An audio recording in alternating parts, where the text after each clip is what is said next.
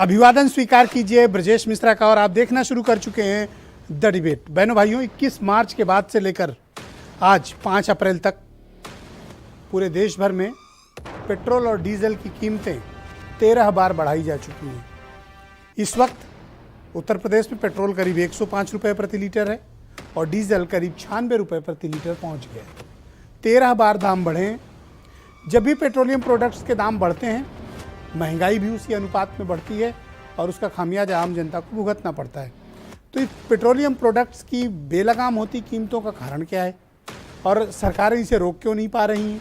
अंतर्राष्ट्रीय मार्केट में जो कुछ चल रहा है उसका कितना इम्पैक्ट पड़ रहा है और सरकार इस महंगाई से बचाने के लिए जनता को क्या कर रही है? हम इस विषय पर आज चर्चा करने वाले हैं। बहन भाइयों, आपने गौर किया होगा कि जैसे ही चुनाव समाप्त हुए उसके फ़ौरन बाद से यानी 21 मार्च के बाद से देश भर में पेट्रोलियम प्रोडक्ट्स के दामों में करीब 16% का इजाफा हुआ है। अनुमान के तौर पर लगभग 9-9.5 रुपये पेट्रोल डीजल में दामों में बढ़ोतरी हुई है। सीएनजी और गैस की कीमतों में भी बढ़ोतरी हुई है।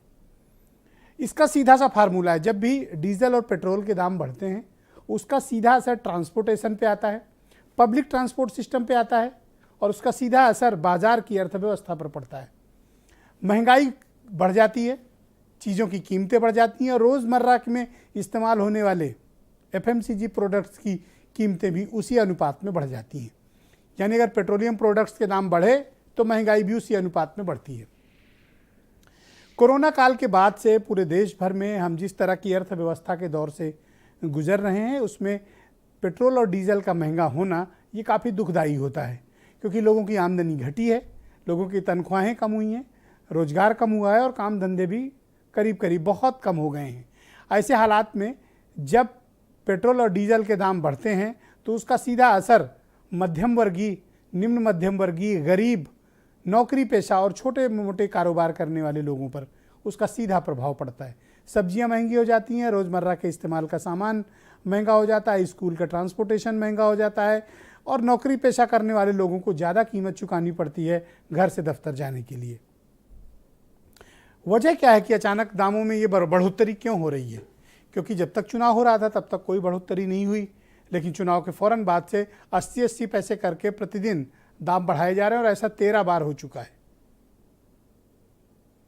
यूक्रेन वार के बाद से अंतर्राष्ट्रीय मार्केट में क्रूड ऑयल के दाम काफ़ी बढ़ गए थे, लेकिन ये तब की बात है जब उत्तर प्रदेश में चुनाव हो रहे थे।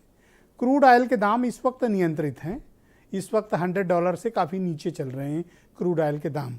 उसके बावजूद हम लगातार कीमतें पेट्रोलियम कंपनियां क्यों बढ़ाती जा रही, इसके बारे में विचार करने की आवश्यकता है। कहा जाता है कि अंतर्राष्ट्रीय कारण है, लेकिन अंतर्राष्ट्रीय कारण तब क्यों नहीं थे जब चुनाव चल रहा था? तो इसका सीधा मतलब है कि सरकारें प्रभाव डालती हैं पेट्रोल और डीजल के दाम कब बढ़ें और कब ना बढ़ें। इसका स्पष्ट मतलब तो यही हुआ।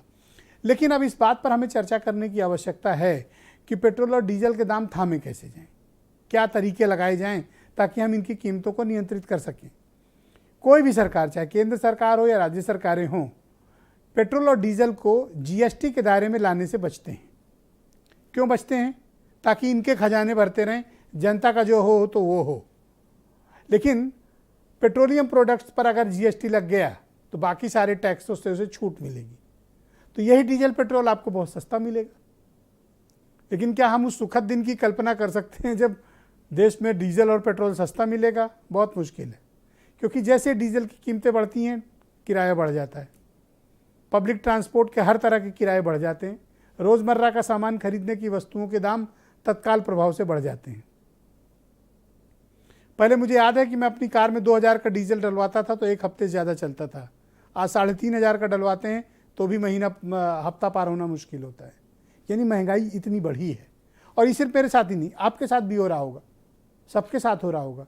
जब आय सीमित हो, आमदनी घट रही हो, वैसे में महंगाई बढ़ रही हो, पेट्रोल डीजल के दाम बढ़ रहे हो, तो बहनों भाइयों तब गुजारा करना उनके लिए मुश्किल होता है जो जॉब पर हैं, जो एक सीमित मात्रा में जिन्हें तनख्वाहें मिलती हैं, वो जो काम धंधा करते हैं छोटा मोटा, वो जो निम्न मध्यम वर्ग हैं, जो गरीब तबका है, जो मध्यम वर्ग है, जो किसी तरह तन ढक के, इज्जत ढक के, घर ढक के अपना जीवन चला रहा है, सम्मान बचा रहा है, उसके ऊपर बड़ा कुठाराघात होता है।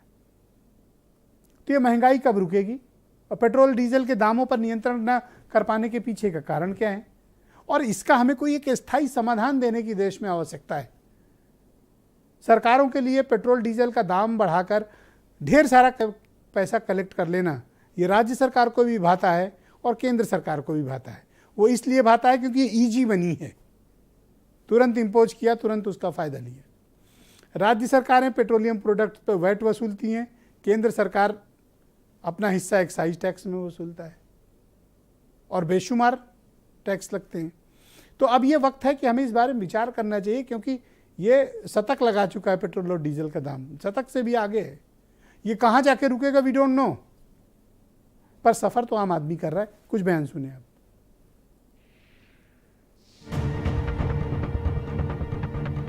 ऐसी महंगाई में पेट्रोल पे ही पैसे, हर चीज पे पैसे बढ़ रहे हैं। फर्क काफी पड़ रहा है, क्योंकि पहले सस्ता था, महंगा हो गया है। पहले गाड़ी में रोज निकालता था, अब 6-6 महीने में गाड़ी निकालती हूँ। लॉकडाउन से पहले मेरा 100 रुपये में आना जाना हो जाता था, अब 140 रुपये पड़ता है। थोड़ी सी तनख्वाह है, मुट्ठी भर कमाना और बहुत ज़्यादा खर्चा। सैलरी के हिसाब से पेट्रोल तो बहुत हैवी हो रहा है नौकरी करने वाले को। जो लाइफ है वो जीना मुश्किल हो गया है, हमारी जेब पे फर्क पड़ रहा है, हर चीजें महंगी होती जा रही हैं। सरकार को सोचना चाहिए कि हाँ भाई कि ये जो डेली बढ़ोतरी हो रही है पेट्रोल पे, उसमें थोड़ा सा कम किया जाए इसको।